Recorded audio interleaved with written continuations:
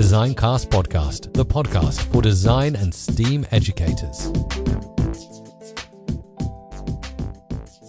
Hello and welcome to Designcast, a podcast where I interview a wide range of excellent guests in design and STEAM education to get their unique perspectives.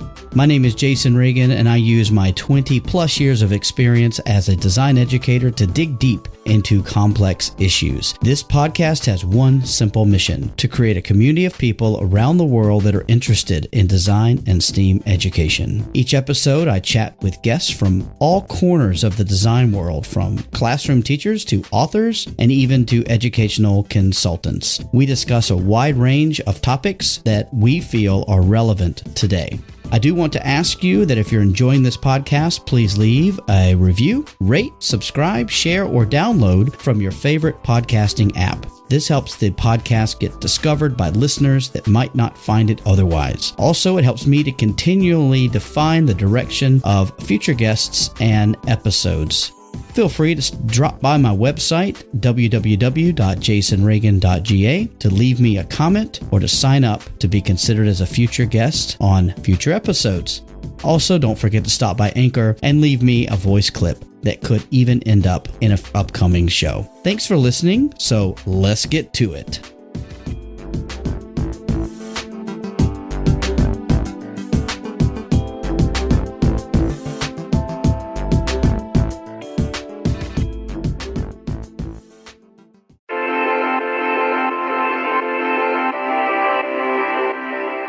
A very special thanks to Mel Science for sponsorship of Designcast. Mel Science is a subscription service that offers monthly science boxes which combine hands-on experiments with VR and AR technologies to engage kids in studying science. Mel Science strives to make serious science accessible, interesting, and cool. Science is about exploration, experiments, discovery, and asking questions, all of which come naturally to all children. The Mel Science approach helps nurture children's natural interest in science by giving them fun, hands-on experiments to engage, serious detailed explanations to learn, VR and AR technologies to dive deeper. If you're anything like me and my family, it's hard to find creative ways to keep kids busy and screen-free while engaging their brains, especially these days. Mel Science does all the upfront work for you so you can spend more quality time tackling projects together and they won't even know they're learning. I recently received a kit, and it's really exciting all that comes in the box. There are many different activities and experiments in each kit which are enhanced through the integration of VR and AR. With Mel Science, there's something for every kid, including big kids like me. I encourage you to check out this unique service. As an added bonus of being a listener to this podcast, you can get 60% off your first box of any of the subscriptions by using the promo code DESIGNCAST, all one word, or by following the link in the show notes. Act fast, as this is an offer that is only available for 1 month. I can't wait to hear what you think of the service.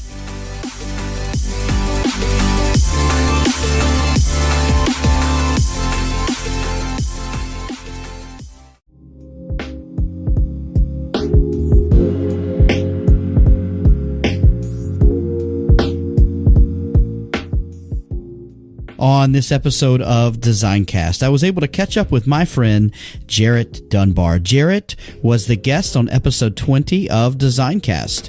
We were able to chat again about what life has been like for him since we last connected. He has loads to share, and we have a few laughs along the way.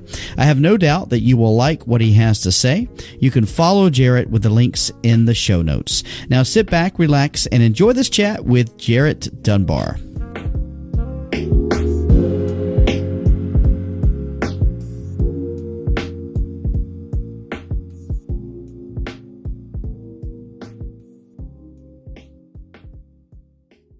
This podcast is a proud member of the Teach Better Podcast Network.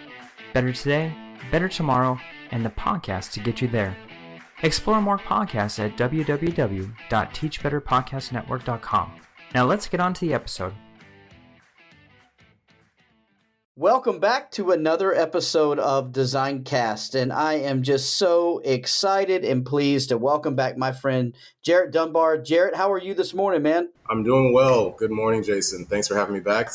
It's a pleasure to be back here. It's been a while. Man, I've been wanting so much to catch up with you and find out how things are going because we talked about 18 months ago and you were just about ready to depart and head over to Brazil. And so I just want to kind of find out how you're doing and what you've been up to. And so tell me a little bit about what's going on. Yeah, it has been 18 months now. If you say it like that, it really puts it in perspective. It's been good, Feel like I haven't really done much in these 18 months considering the situation that we're currently in. But, in hindsight, it's been really good. It's been really productive over these past couple months, I guess. So right after we spoke, I think we spoke in, I want to say June of 2020.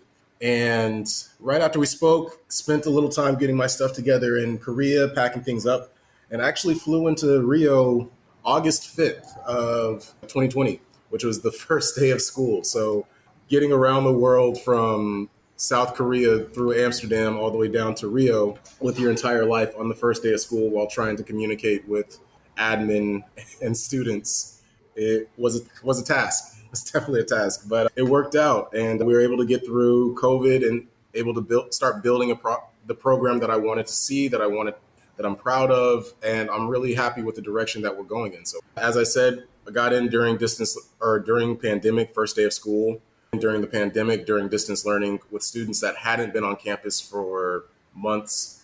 But I was coming in as a brand new teacher, teaching a subject that wasn't as stressed as it is now, as it is in the MYP. The students had no idea how to take that.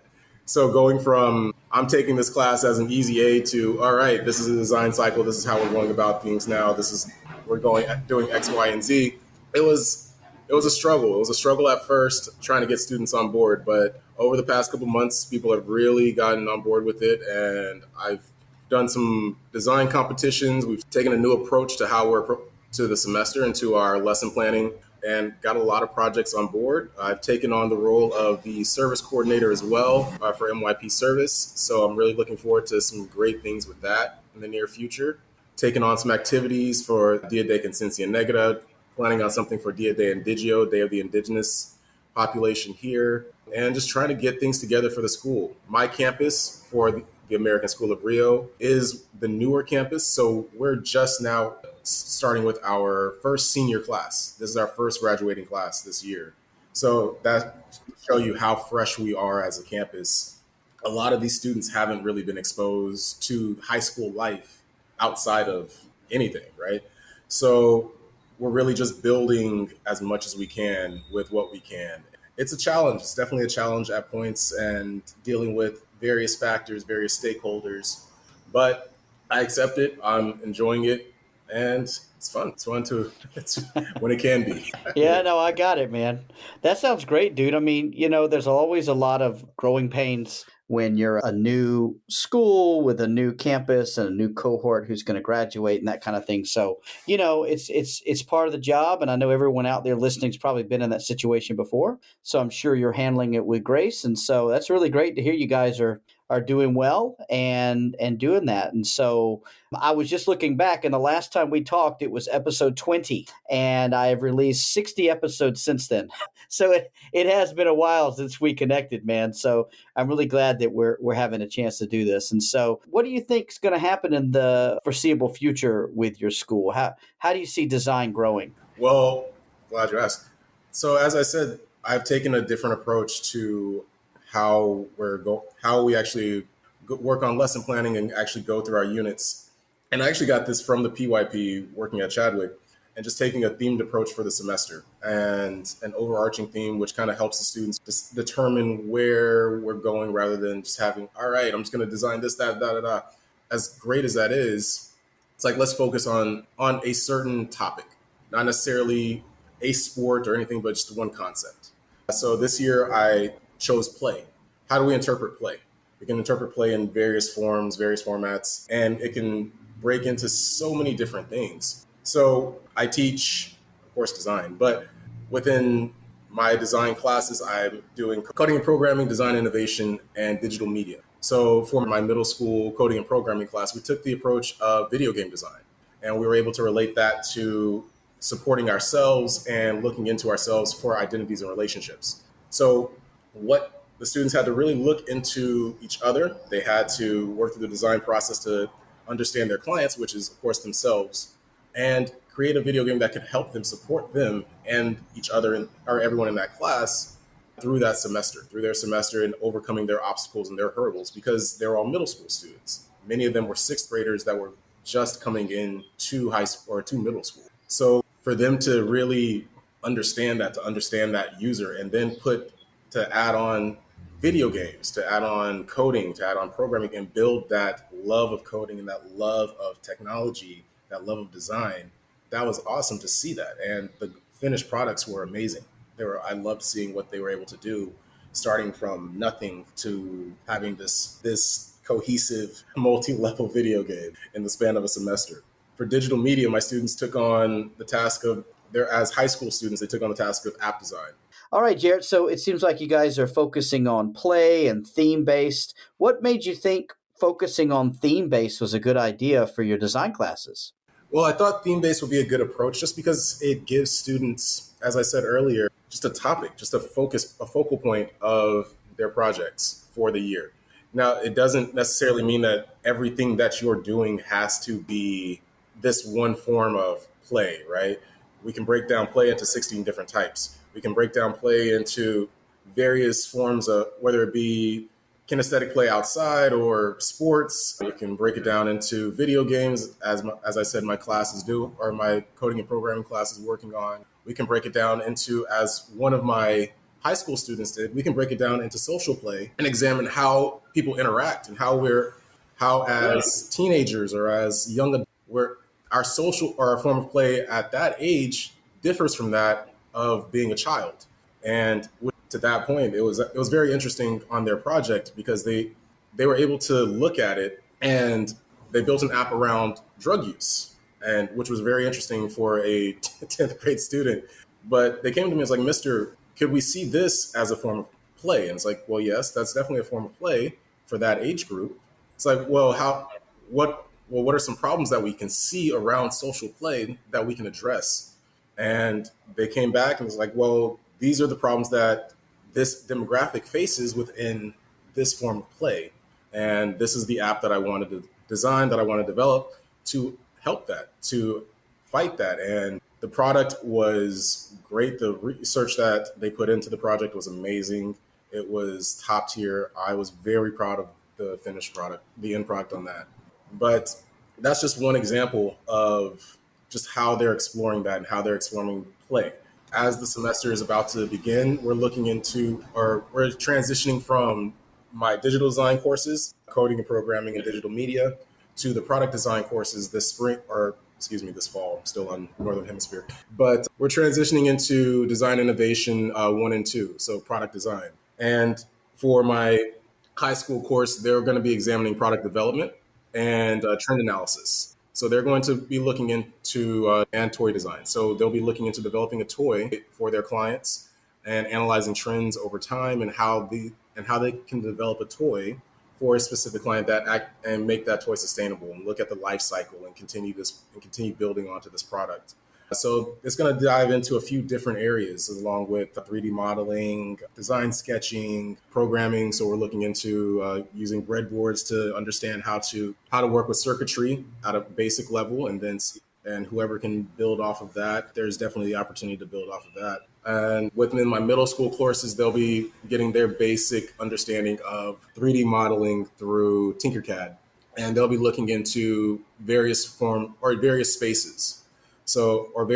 Various objects. So they'll have the option to either redevelop a toy just as a basic form, redevelop the playground, or choose an object of their own that they would like to develop. But once again, it's all based around the theme of play. So yeah, I like choosing a theme for the year just to see what they can do within that realm, within that box. And I know that's something that we discourage, is to think inside of a box. But to see what students can do with those constraints, inside of those constraints, and to actually see how far they actually step outside of the box while having those constraints, if that makes any sense. Yeah, I mean, no designer can operate in complete autonomy, right? I mean, you have to have some sort of condition and some sort of limitation in order for the design. Because if anything, I mean, it's not just free reign, right? I mean, there has to be some constraints. So, I mean, that's what everyone faces, right? Exactly. Or it's been a great year when it comes to design courses. Where, as I said, I came in last year. We were all on distance learning, as most of the world was. So trying to get through projects and assignments and just class and life in general was tough, especially for a design teacher, especially as a new design teacher in a school where this topic isn't focused on as any other subject, right? So just the buy-in was tough. Students weren't on campus, of course, so it's like how am I supposed to design something when I'm at home? How are we going through these design challenges while I'm behind or sitting on my bed? Things like that. So being back on campus this year played a massive role in that buy-in and getting students on board with it. And the consistency, of course, definitely helped, or provided a lot more to it as well. So it's been good. It's been great. And I'm really looking forward to this upcoming semester and next year. It's just, yeah, every goal that's been set for the program has been hit in the past 18 months or so. As I came in, or that last September, I presented my principal and my head of school with a 4-phase plan as to how we need to or redesign or redevelop this design program, build this design program at this campus. And they were in full support of that. I made sure that we've been on track to hit all those phases. We're actually diving into a few of the other phases, so we're a little bit ahead of schedule than projected. Yeah, so I'm really proud of the work that's been put in over the past couple months. Man, that's so great to hear. I mean, because you never know moving into a new situation, how that's going to go, what kind of support you're going to get, those kinds of things. So it's great to hear that you're getting that kind of support. So you guys are completely back on campus now? Yeah, we started the year off all on campus, and it's been pretty great this entire time. Considering last year we tried to do the same thing. We tried to come back after summer break and go into hybrid. And there was so much fluctuation with the hybrid model, especially here in Brazil, when there were so many contributing factors as to why we couldn't be on campus or why we should be on campus, whether they be political or stakeholders within the school or just the situation in general. It made it really difficult for anything to get done. And yeah, starting this year off just on campus, that consistency played a massive role, and it's been great with everybody being back and it's starting to feel like an actual school again. It's starting to feel like an actual high school now. With community and everything. Sure, absolutely. Yeah. That's awesome to hear. I'm so happy to hear that things are starting to kind of settle down and get back into a groove. And so let me ask you this then, Jarrett. When we talked in episode 20, it was all about biomimicry and that kind of thing. And this time we're talking about sort of these thematic units that you're having and thematic scopes and sequences. What are you really excited about? What do you think's next? That's a good question. So I've been playing around with the idea, and I'm sure many design teachers around the world have played with the idea of looking into the future. We're designers, we're design teachers, where everybody thinks about the future when it comes to design and development and innovation. But when it comes to a thematic unit, I was really looking into future people, society, 100 years, 200 years in the future. What does that look like? Whether we're factoring in things such as the metaverse and Web3, or we're factoring in climate change and looking into what is the world going to physically look like? What socially, what is that going to look like? What are our experiences going to be? That's my next theme. That's what I'm looking forward to for next year. It kind of came down to between that and Rio at Home, which I got from an exhibit over at the art museum. But like I said, I think future people and looking into the future of society would be a lot more beneficial and a lot more fun. That's one thing about the thematic units. That's why I wanted play, right? You want to have something that's fun for your students, not necessarily just to say, okay, I want you guys to kind of work under these constraints and think about it through this lens, but also at the same time, just enjoy it. I wanted my students to explore play this year because it gives them an opportunity to actually have fun, to have high schoolers go outside and play on the playground, to understand their clients and their users, for them to dissect toys, to understand what's going on. What are the inner workings of a toy? How can I break this apart? How do we really understand that?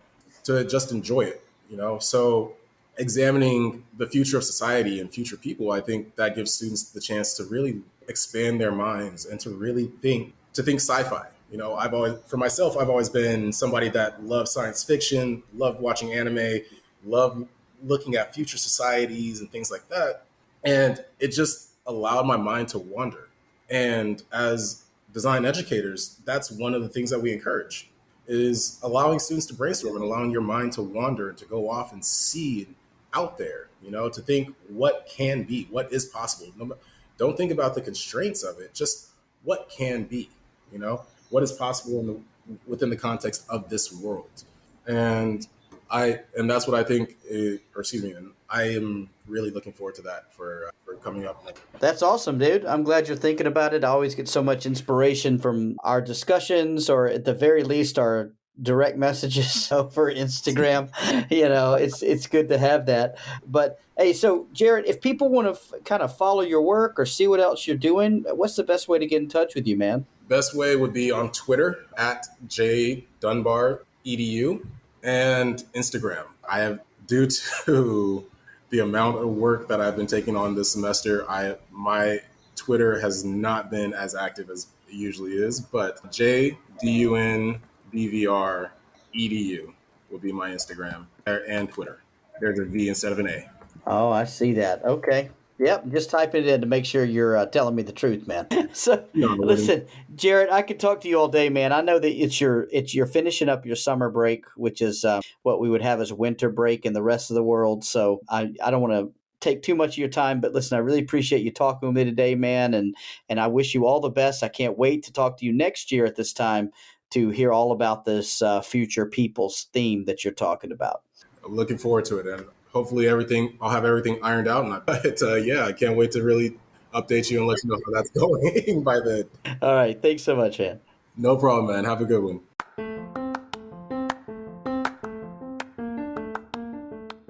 I hope you enjoyed that episode of DesignCast. I'm Jason, your host, and I produced and created this podcast. If you have any input, I would love to hear from you, and I look forward to seeing you again really soon.